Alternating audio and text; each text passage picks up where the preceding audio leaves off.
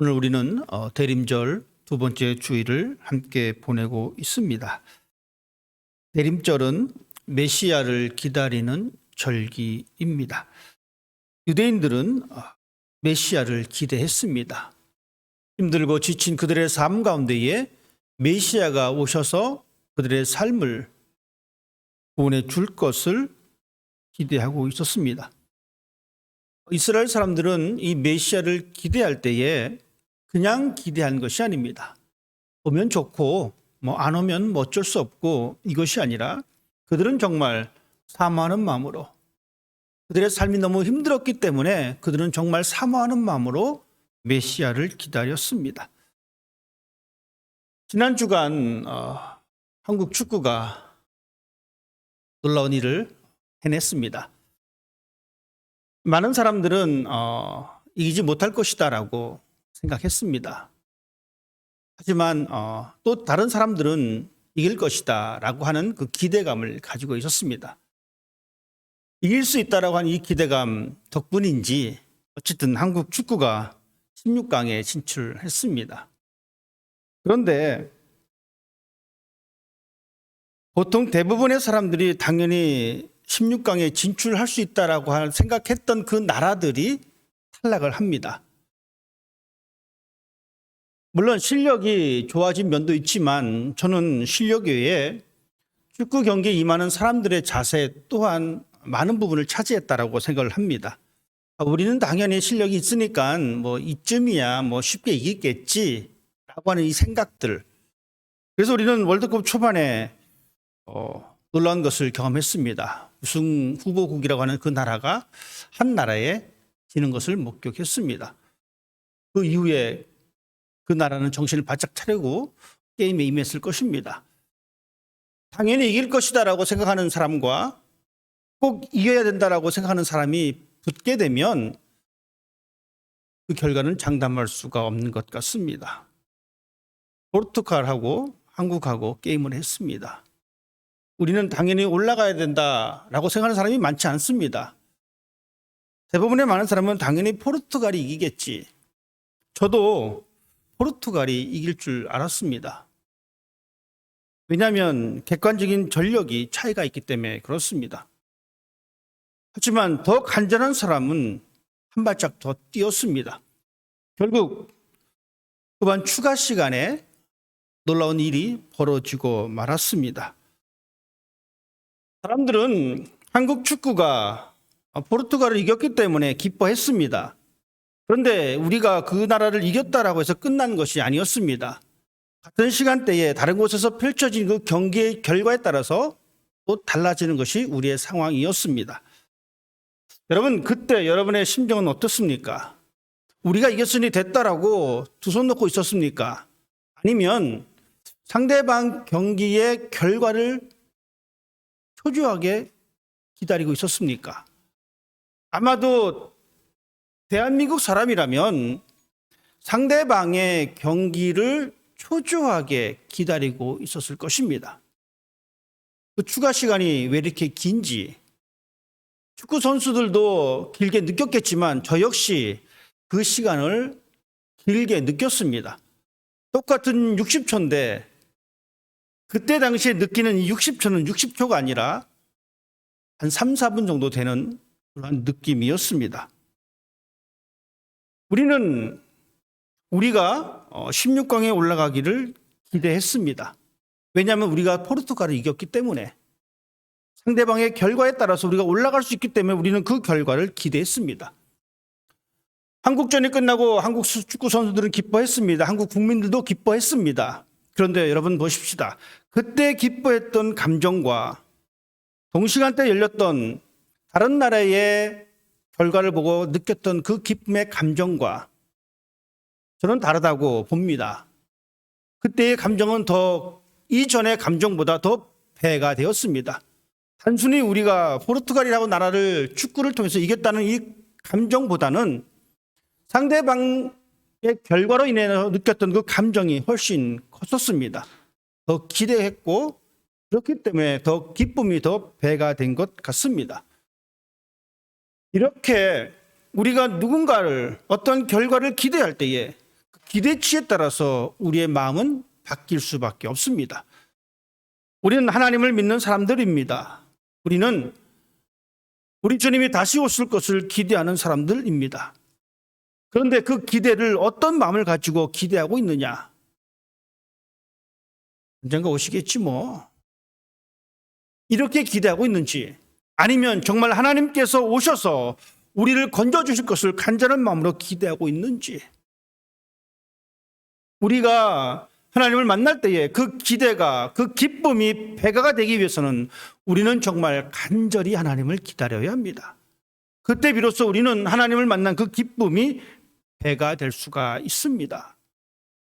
오늘 우리는 본문 말씀을 통해서 세례 요한을 만날 수가 있습니다.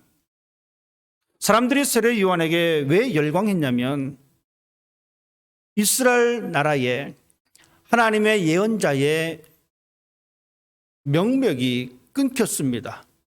그동안 줄기차게 하나님의 선지자들이 등장해서 하나님의 말씀을 선포했는데 400년 동안이나 하나님의 말씀이 선포되지 않았습니다. 이스라엘 백성들은 하나님의 메시지를 듣고 싶어 했습니다. 그때 요한이 등장해서 하나님의 선지자로 하나님의 메시지를 증거합니다. 그동안 그렇게 사모했던 이스라엘 사람들이었기 때문에 요한이 등장하자 수많은 사람들은 요한에게 몰려듭니다.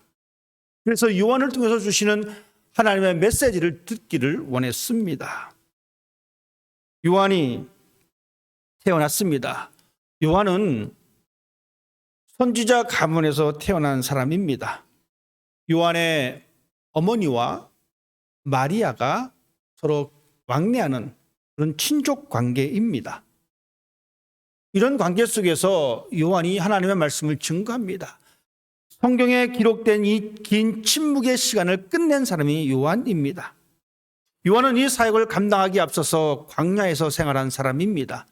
그냥 집에서도 생활할 수 있었는데 요한은 광야에서 그의 삶을 보냅니다. 그런 광야에서 그 외로운 시간, 그 힘들고 어려운 시간을 하나님과 교제하면서 버텨냈습니다. 함께했던 그 시간을 끝내고 이제 이스라엘 백성들 앞에 나타나서 메시아의 나심을, 메시아의 오심을 증거하는 그 모습을 우리에게 보여주고 있습니다. 요한은 이제 하나님의 말씀을 선포하면서 이렇게 이야기합니다. 회개하라, 천국이 가까이 왔다라고 이야기합니다. 요한은 예수 그리스도의 오심을 준비하는 사람이었습니다. 그래서 그는 예수님을 통해서 도래할 하나님의 나라를 이야기하고 있습니다. 요한이 외친 이 단어, 회개하십시오. 천국이 가까이 왔습니다. 여러분, 이 단어는 참 부담되는 단어입니다. 이 회개하라고 하는 이야기는 그 기본적으로 깔려있는 생각은 죄인입니다.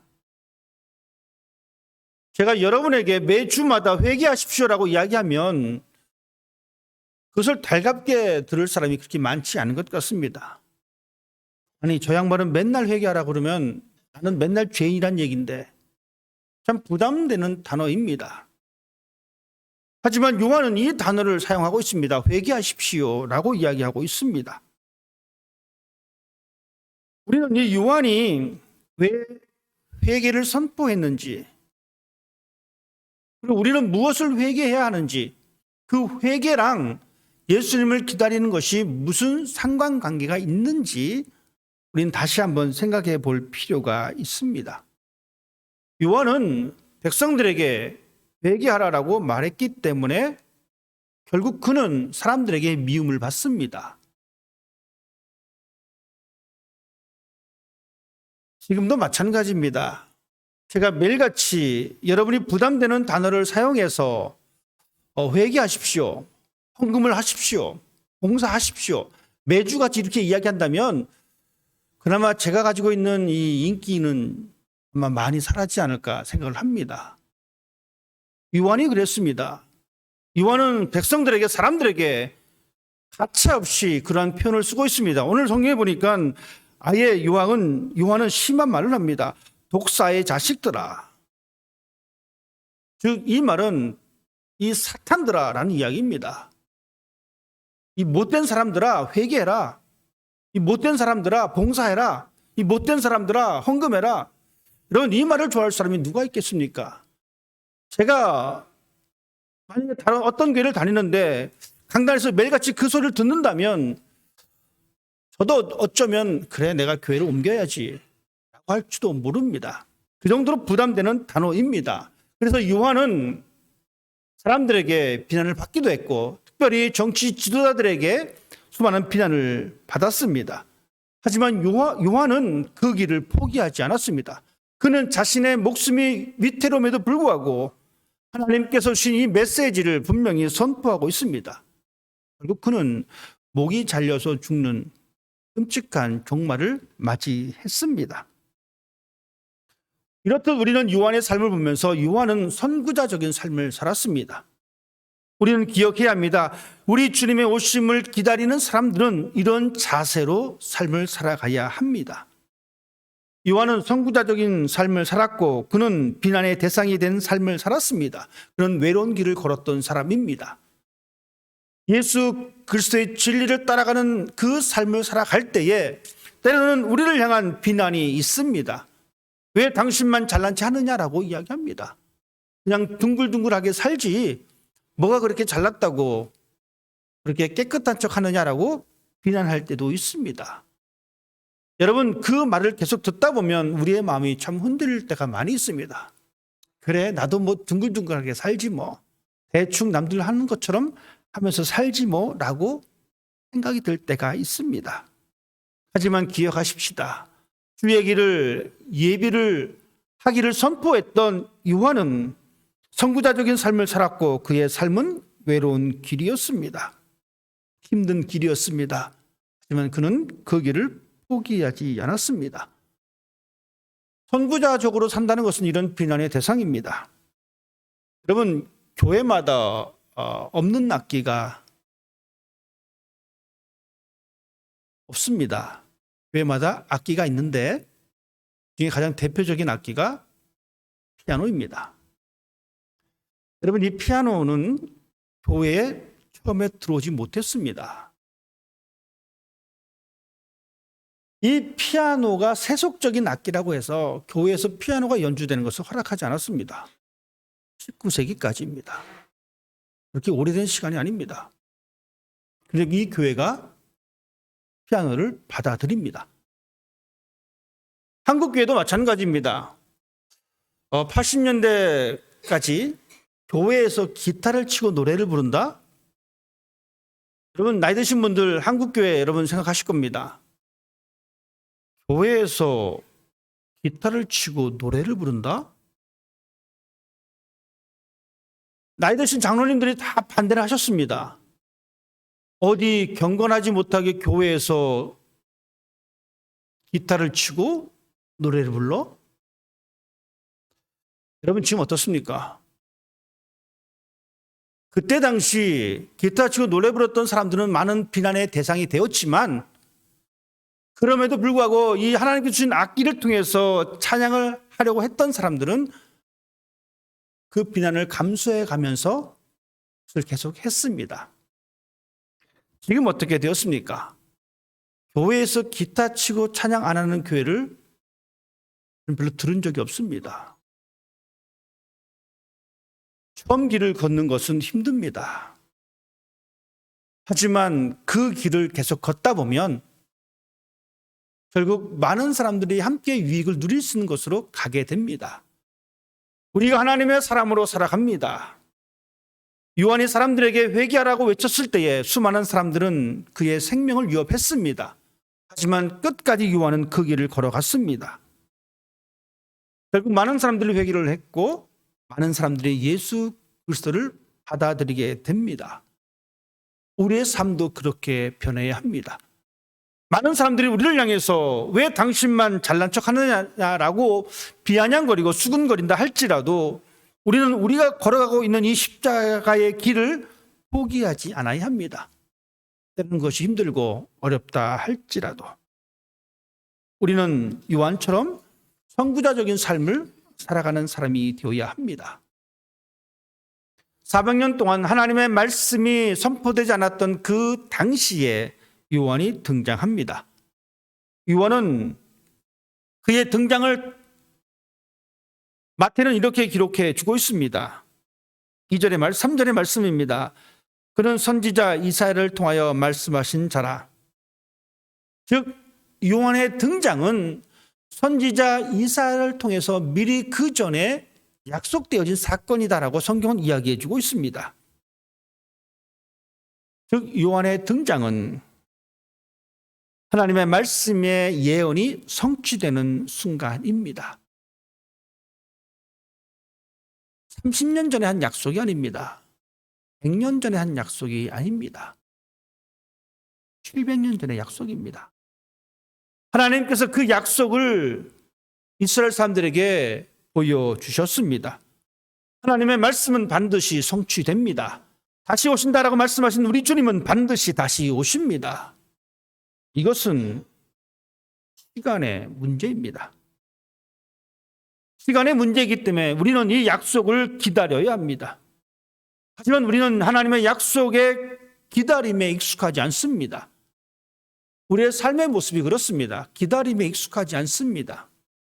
하지만 분명히 알아야 할 것은 하나님의 말씀이기에, 하나님의 약속이기에 우리는 기다려야 한다는 이야기입니다. 우리 주님은 우주적 종말을 통해서 우리에게 오시고, 우리 주님은 우리 개인적 종말을 통해서 우리에게 오십니다. 주님 오실 때 우리가 무엇을 해야 될 것인가, 우리가 어떻게 살아내야 할 것인가가 우리의 신앙의 과제입니다.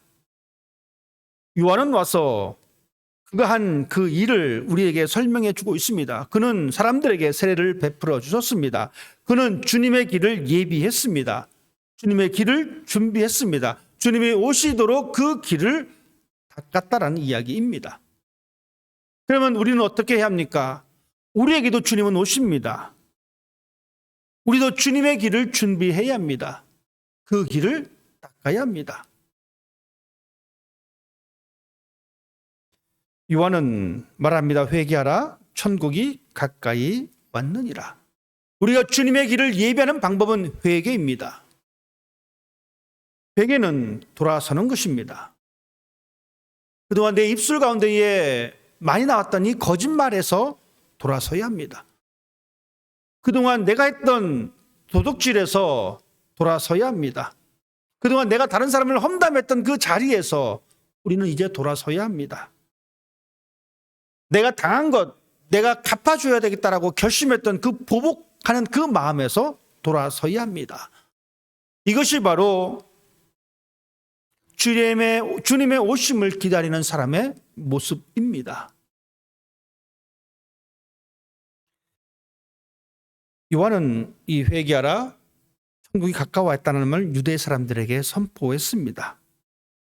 유대인에게 꼭 필요한 말씀이었습니다. 하지만 유대인들은 그 말을 이해하지 못합니다. 왜 우리가 회개해야 되느냐는 것입니다. 내가 무엇을 잘못했길래, 설령 내가 잘못이 있다 치다, 그래도 나는 하나님의 백성인데 내가 왜 회개를 해야 되느냐라고 생각했습니다. 그들은 회개할 필요가 없다라고 생각합니다. 자신들은 아브라함의 자손이며 당연히 메시아의 위협을 받을 사람이기 때문에 회개할 필요가 없다라고 사람들은 생각했습니다. 우리는 어떻습니까? 우리도 이런 생각을 할 때가 있습니다. 내가 도대체 무슨 죄를 졌길래 회개를 해야 할까? 여러분이 무슨 큰 죄를 주셨길래 주일 이 시간에 강단을 통해서 그 말을 들어야 합니까? 가만 생각해 보면 그렇게 크게 지은 죄도 없는 것 같은데, 나는 이미 하나님의 자녀인데 내가 무슨 회개할 것이 있을까? 하지만 요한은 유대인들에게, 하나님의 백성이라고 자부했던 그 사람들에게 회개하라라고 이야기하고 있습니다. 심한 말을 써가면서까지, 독사의 자식들아라고 하는 말을 써가면서까지 회개하라라고 이야기합니다. 그리고 그 회개에 합당한 열매를 맺으라고 이야기합니다. 바리새인입니다. 사두개인입니다. 여러분, 바리새인, 하나님의 율법을 철저하게 지키는 사람들입니다. 그 누구도 그 사람들을 따라할 수 없을 정도로 율법에 철저했던 사람들입니다. 그런데 그 사람한테 회개하라라고 이야기합니다. 바리새인들은 율법을 잘 지켰으니까 나는 회개할 것이 없다라고 생각한 사람입니다. 사두개인입니다. 이 사람들은 어떤 특징이 있냐면 부활이 없다라고 하는 사람들입니다. 즉 그들은 죽으면 끝이라는 거예요. 즉 그들은 종말론에 대한 생각이 없는 사람들입니다. 그런데 보십시다. 요한은 말합니다. 회개하라, 천국이 가까이 왔다.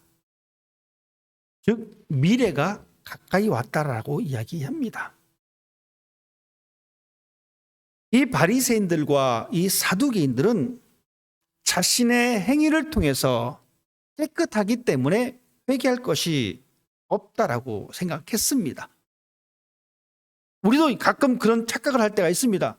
내가 이 정도 하나님 믿고 살고 있는데 내가 뭘 회개할 것이 있을까?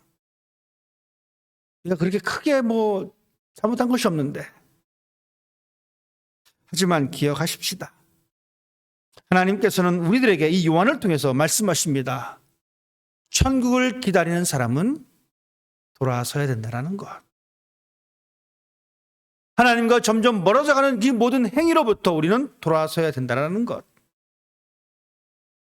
내가 하나님 앞께로부터 무엇을 얻으려고 했던 그러한 행위에서 돌아서야 된다는 것.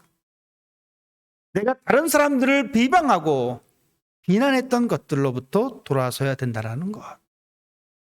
하나님은 우리들에게 그것을 말씀해 주고 있습니다.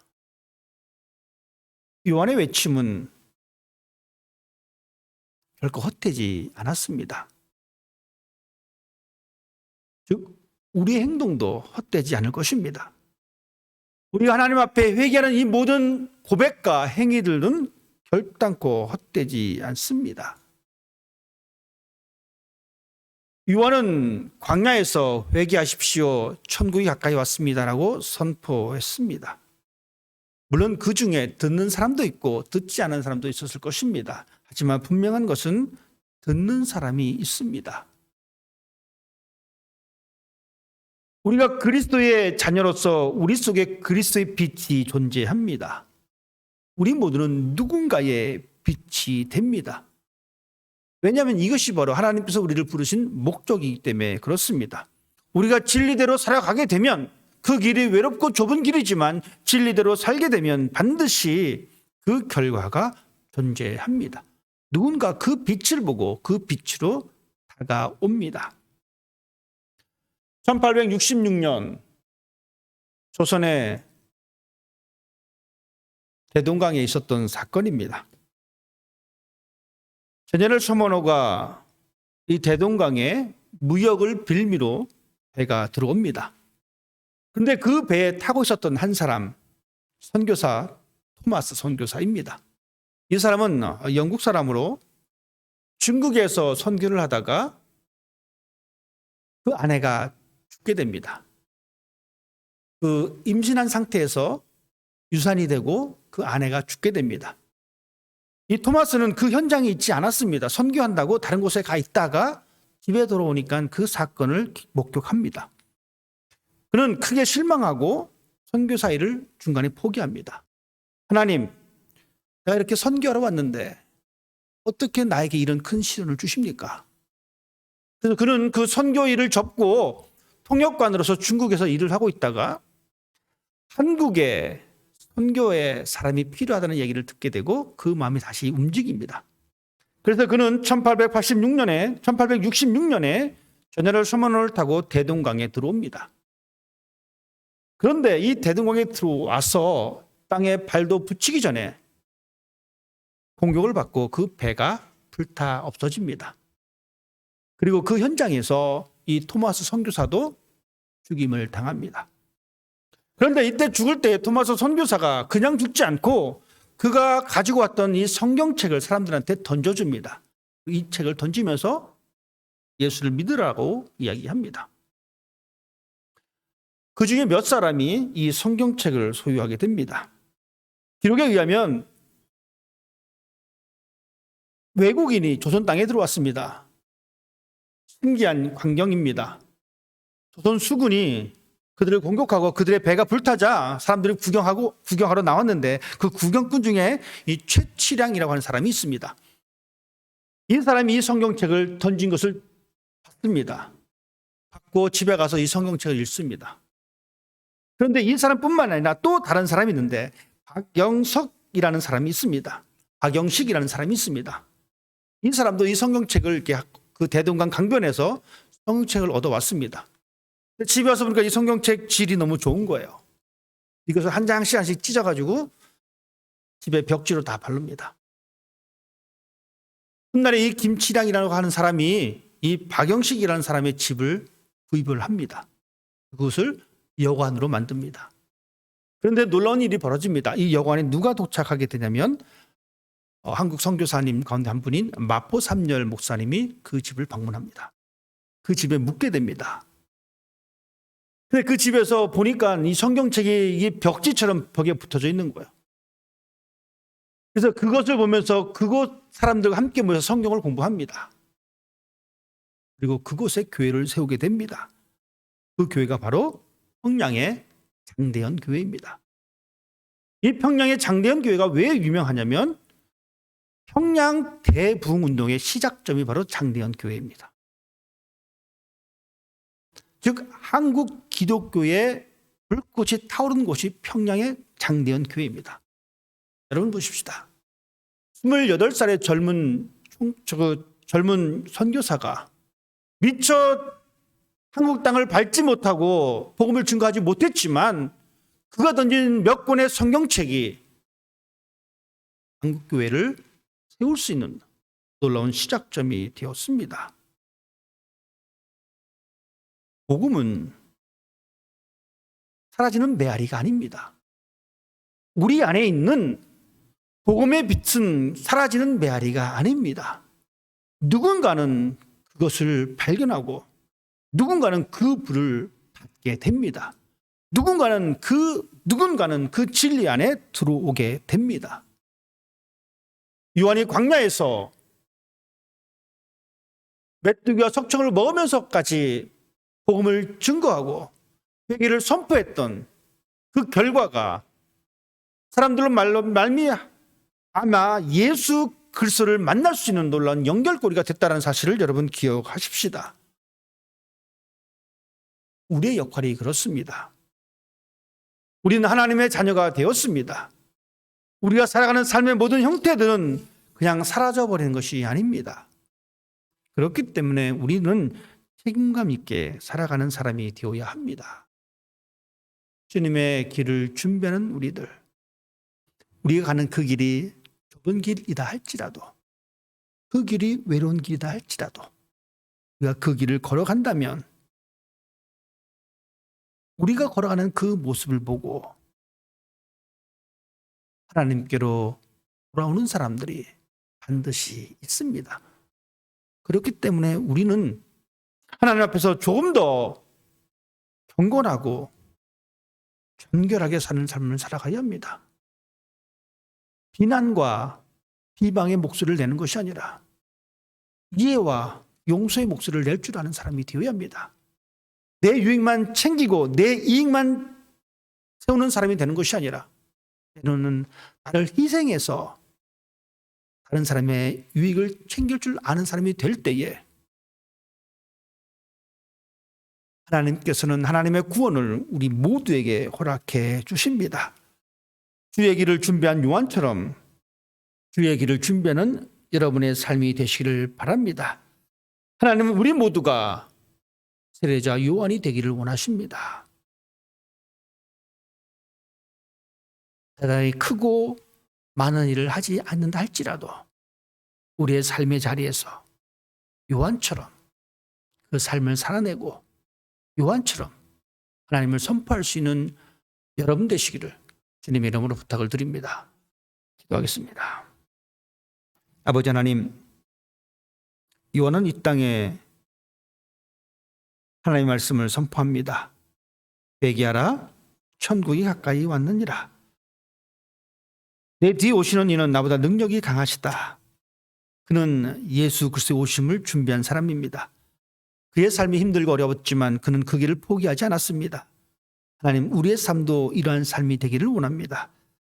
하나님, 정결한 모습으로 내 안에 있는 예수 그리스도의 복음을 드러내는 삶이 되게 하여 주시고, 그 삶을 통하여 요한처럼 하나님의 길을 준비할 수 있는 아름다운 그리스도인 될 수 있도록 주께서 인도하여 주옵소서.